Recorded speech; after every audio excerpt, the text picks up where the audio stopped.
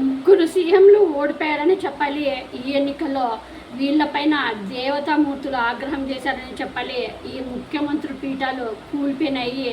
అంటే ఒకడేమో సనాతన ధర్మాన్ని టైఫాయిడ్తో పోల్చి చెప్పాడు. ఇంకొకడేమో శబరిమల ఆలయంలో బంగారాన్ని తస్కరించిన ముఠాకు అండగా కూడా నిలవడం కూడా చూసాము.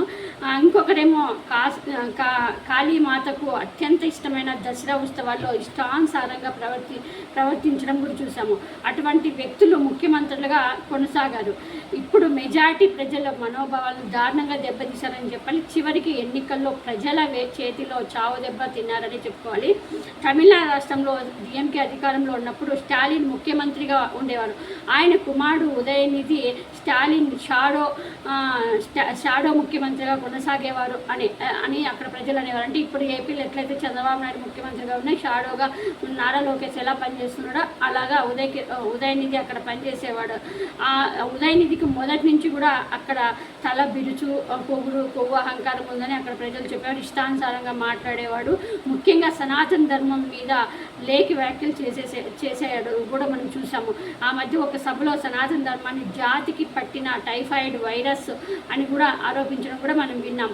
దీనిపై కోర్టులు ఆక్షేపించాయి కూడా. పిచ్చి మాటలు మాట్లాడితే బాగోదని కూడా హెచ్చరించాయి.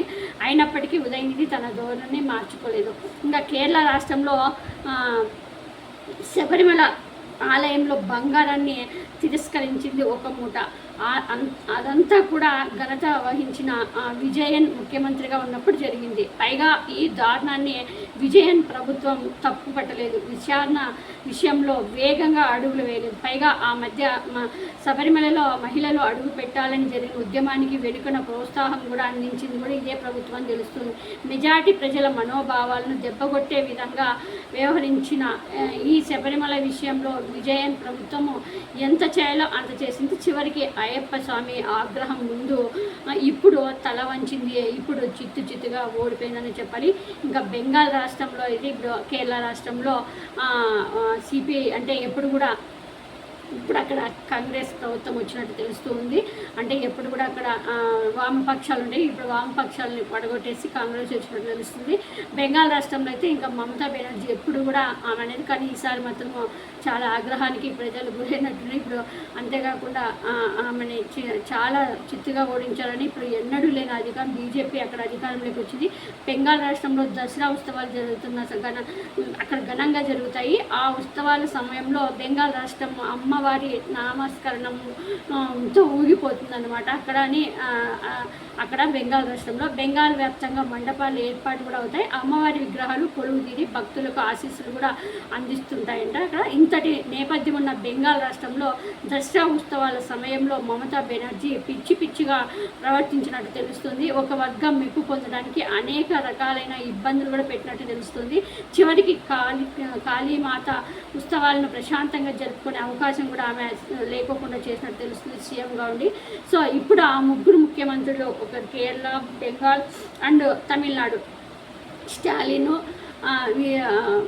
మమతా బెనర్జీ, విజయన్, సిపిఐ వామపక్షాలకు సంబంధించిన అతను కూడా, వీళ్ళు ముగ్గురు కూడా ఇప్పుడు చిత్తుగా ఓడిపోయారు. వాళ్ళ పార్టీలు కూడా కూలిపోయినాయనే చెప్పాలి. ఇప్పుడు ఈ ముగ్గురు ముఖ్యమంత్రుల ఫలితాన్ని అనుభవిస్తున్నారని చెప్పాలి.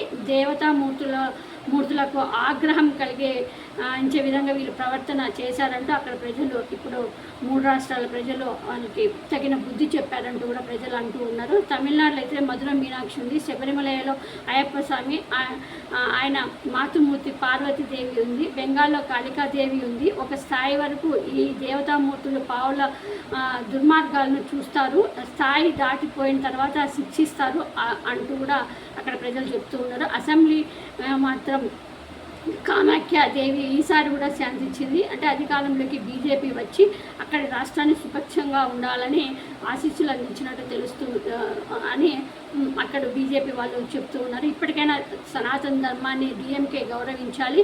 దసరా ఉత్సవాలను భక్తితో మాత్రమే మమతా చూడాలి. శబరిమల అయ్యప్ప క్షేత్రం గొప్పతనాన్ని విజయన్ అంగీకరించాలి.